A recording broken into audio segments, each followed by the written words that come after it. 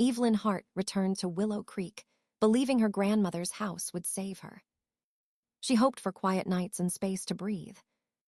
Instead, the walls felt tighter each day.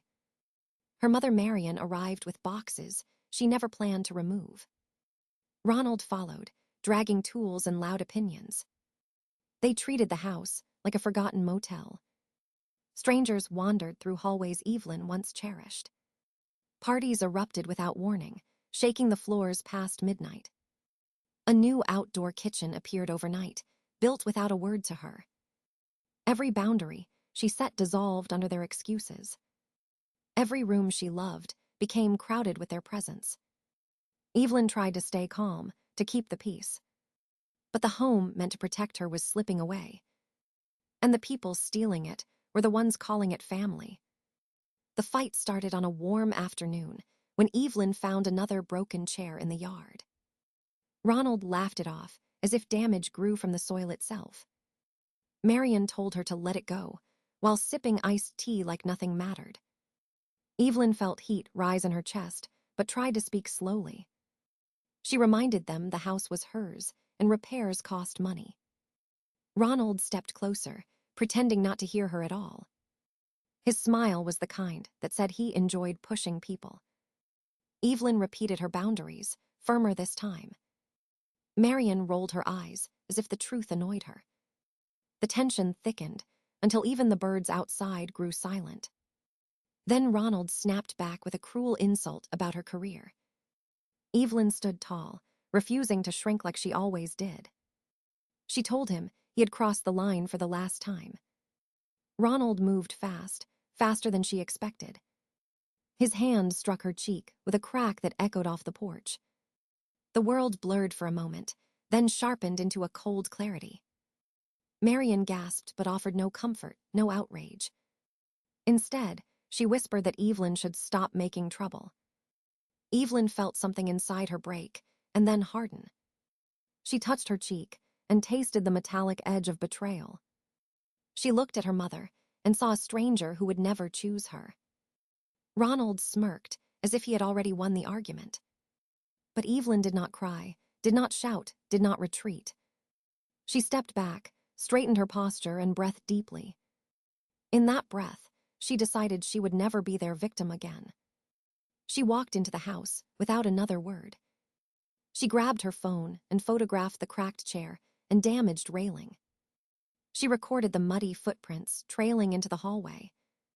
She opened drawers and documented missing utensils and broken kitchen tools. Every detail mattered now, every scratch on the floorboards. She photographed utility bills stacked on the counter, each higher than the last. Her hands were shaking, but her resolve grew steadier with each click. She created folders on her laptop labeled damage, incidents, and expenses. She uploaded everything with timestamps and clear descriptions. Then she ordered a new electronic lock system with remote access. It arrived 2 days later, sealed in a small brown box. Evelyn installed it herself under the porch light, refusing help from anyone. Each screw she tightened felt like reclaiming a piece of her life. When the final beep confirmed the lock was active, she exhaled in relief. Marianne complained that Evelyn was being dramatic. Ronald said she was overreacting like always. Evelyn ignored them and changed every access code twice. She texted them the new rules: no entry without permission, no parties, no guests. The message was short, cold, and unmistakably final. Her phone buzzed with angry replies she chose not to read. For the first time in years, she felt a boundary click into place. She locked the door, turned off the lights, and let the silence settle. It wasn't peace yet, but it was the beginning of her fight back. Evelyn woke to a string of messages, announcing a Memorial Day party she never approved. Marianne claimed it was tradition and too late to cancel. Ronald added that family had already been invited from 3 different states. Evelyn replied with a firm refusal and reminded them the house was not a public venue. Minutes later, Marianne called and accused her of ruining the holiday. Ronald shouted in the background, demanding she stop acting superior. Evelyn hung up before her resolve cracked under their noise. She brewed coffee with trembling hands and stared out the window. For a moment, she imagined a future where boundaries meant something. Then she saw relatives unloading coolers from their cars at the curb. They waved as if she had personally invited them. Evelyn stepped outside and told them the event was canceled. Her aunt pretended not to hear and continued inflating a plastic canopy. Her uncle dragged folding tables toward the sidewalk. Someone plugged a speaker into a generator and blasted music. The air smelled like charcoal and disregard. Marianne marched up the driveway wearing a patriotic scarf. She accused Evelyn of embarrassing the family before the holiday even started. Evelyn repeated that no one was allowed inside the house. Ronald chuckled loudly and said they would see about that. Evelyn locked the door behind her and felt the weight of the moment. She watched them assemble an entire party set outside her fence. Guests arrived with pies and beer, stepping around her like she was invisible. Someone whispered that she had become too proud to host her own people. Evelyn ignored the noise and stood her ground. A cousin attempted to open the gate, but the new lock beeped sharply. Frustration rippled through the crowd like a sudden breeze. Marianne grabbed her phone and began dialing officers. Evelyn heard her mother's voice rise in fake distress. She claimed Evelyn was locking out elderly parents who needed care. Within minutes, 2 patrol cars rolled up the street. The officers approached Evelyn with cautious professionalism. They asked if anyone inside required medical attention. Evelyn explained the situation calmly and showed proof of ownership. She pointed to the growing party, blocking her driveway. One officer sighed, recognizing the kind of family drama he hated. Marianne hurried over with tears that appeared on command. She accused Evelyn of neglect, cruelty, and disrespecting her elders. Ronald added that Evelyn was mentally unstable and needed intervention. Evelyn felt a cold shock spread through her chest at the lies. The officers requested entry to confirm no one was in danger. Evelyn allowed them inside and followed closely. They inspected every room and found nothing unusual. One officer even noted how clean and organized the home was. When they exited, they declared the issue resolved. But the party outside only grew louder in defiance. Evelyn stood on the porch and watched her relatives glare at her. She could feel their judgment like heat on her skin. Ronald told everyone she had changed since becoming a chef. Marianne whispered to cousins that Evelyn was ungrateful for family sacrifices. The lies floated through the crowd like smoke. Evelyn kept her arms crossed and her breathing steady. She refused to apologize for boundaries she should have set years ago. As the sun dipped behind the trees, the music continued. Evelyn realized she was entirely alone in her own bloodline. But she also realized she was stronger than their guilt and manipulation. She stepped back inside, locked the door, and let the echoes fade. The conflict was no longer just about a holiday. It was becoming a battle for her home, her identity, and her truth. Evelyn returned home late one night after a long shift at the restaurant. The driveway was empty, but something felt wrong immediately. She tried her key and found it would not turn in the lock. Confused, she knocked softly, calling out to Marianne and Ronald.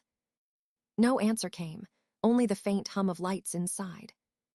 Her stomach twisted as a sinking feeling grew. She circled to the side door, hoping it was a mistake. The handle rattled in her hand, but it did not budge. Evelyn's heart pounded as panic began to creep in. She peered through a window and froze. Inside, her living room looked like someone else's property. Boxes were stacked in corners, furniture shifted into strange positions. Marianne and Ronald were moving through the house casually. Ronald carried a toolbox, his expression smug and determined.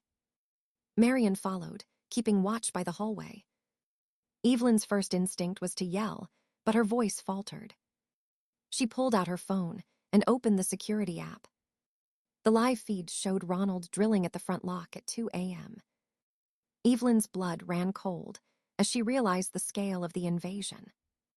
They had replaced the lock without warning or consent. She was suddenly a homeowner without access to her own home. Her bedroom, her kitchen, her office, all invaded and rearranged. Evelyn paced the street, trying to gather her thoughts. Her mind raced with what to do next. Calling the police felt necessary, but also risky. She feared they might take Marianne's word over hers. She booked a hotel for the night to have a safe place to plan. While waiting for the taxi, she contacted her lawyer. She explained the situation in detail, emphasizing urgency and trespass. They instructed her to document everything for court. Evelyn returned to the security feed and captured screenshots. Each time-stamped image became evidence of their deliberate intrusion. She checked drawers, finding items moved, some missing entirely. She photographed receipts and bills left scattered in chaos. Her lawyer advised preparing for a claim of illegal eviction. Evelyn spent the night drafting an incident log. She noted every detail: time, date, actions of Ronald and Marianne. She added notes about emotional distress caused by the break-in. Morning came, and she returned to the hotel room, exhausted but focused. She called friends for support, explaining she could not stay home safely.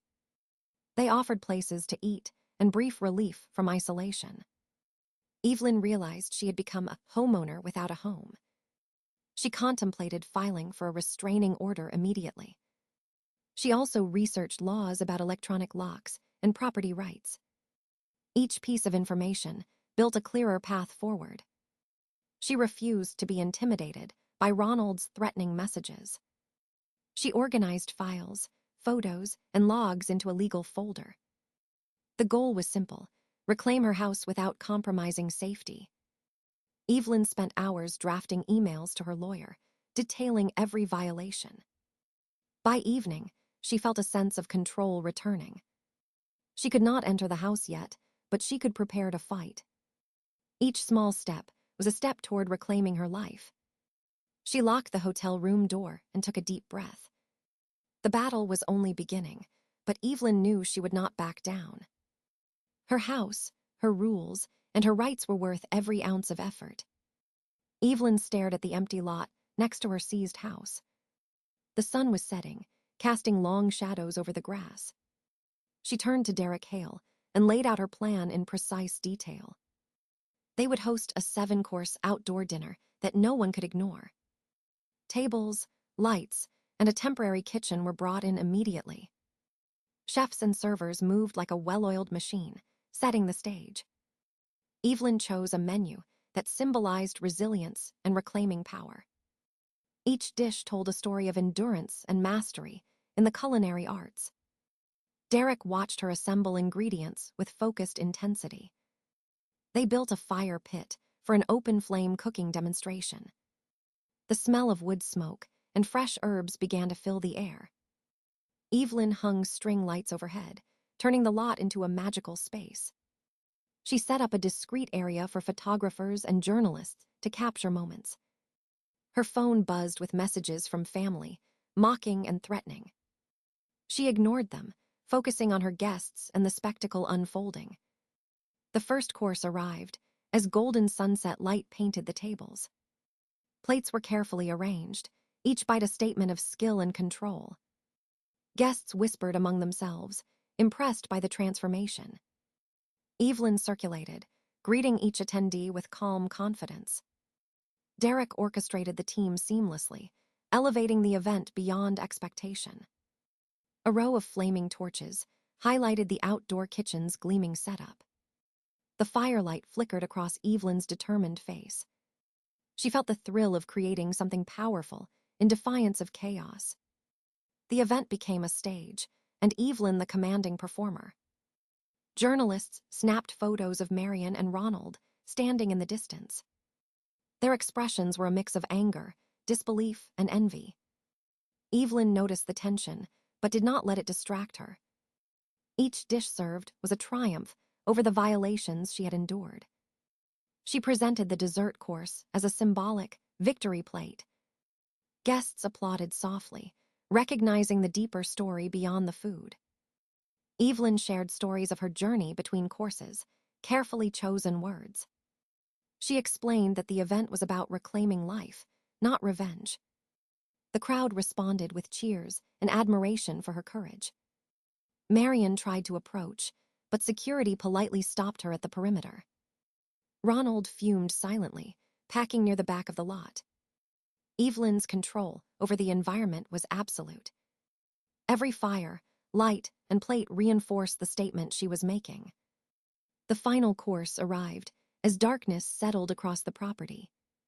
Candles flickered, casting dramatic shadows that enhanced the scene.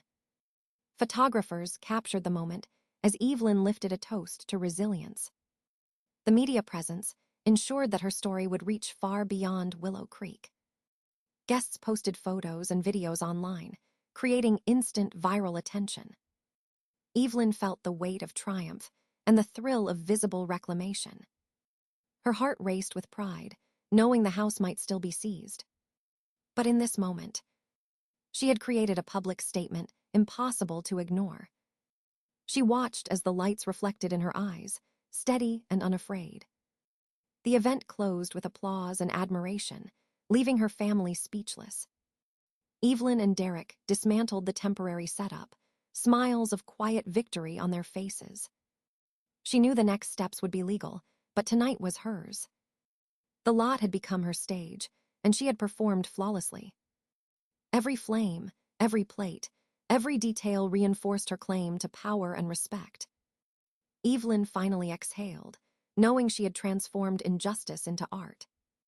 The night of the Porch Reclaimed party arrived with a crisp breeze and a clear sky. Evelyn stood beside the fire pit, watching the flames dance in rhythm with her pulse. Guests arrived in clusters, cameras flashing and whispers of admiration trailing behind them. The lot beside her seized home had transformed into a glowing beacon of defiance. Marianne and Ronald appeared at the window, their faces pressed against the glass. Evelyn noticed their glares, sharp and bitter, but she did not flinch. She moved through the crowd with effortless confidence, greeting chefs and reporters. The 7-course dinner began with delicate appetizers that smelled of fresh herbs. Each plate told a story of resilience and meticulous preparation. Journalists snapped photos of Evelyn, arranging the main course with precise hands. Guests murmured compliments, impressed by the skill and creativity on display. Outside, Marianne whispered accusations to Ronald, each word dripping with envy. Ronald's hands clenched the window sill, his jaw tight with frustration. Evelyn's team worked seamlessly, plating desserts as the sun dipped below the horizon. Soft string lights illuminated the lot, casting warm shadows across the tables. Evelyn raised a glass to toast resilience, and cameras captured every angle. The crowd erupted in applause, some moved by her courage and vision. A viral moment was created when a drone hovered, capturing the glowing scene from above. Marianne's expression faltered when she saw the coverage on reporters' phones. Ronald muttered something under his breath, but Evelyn could not hear it over the cheers. Evelyn explained to guests that the event symbolized reclaiming power, not revenge. Each toast reinforced her message, each smile a statement of regained control. The fire pit flared as Derek presented the final course, a dessert of layered chocolate and fruit.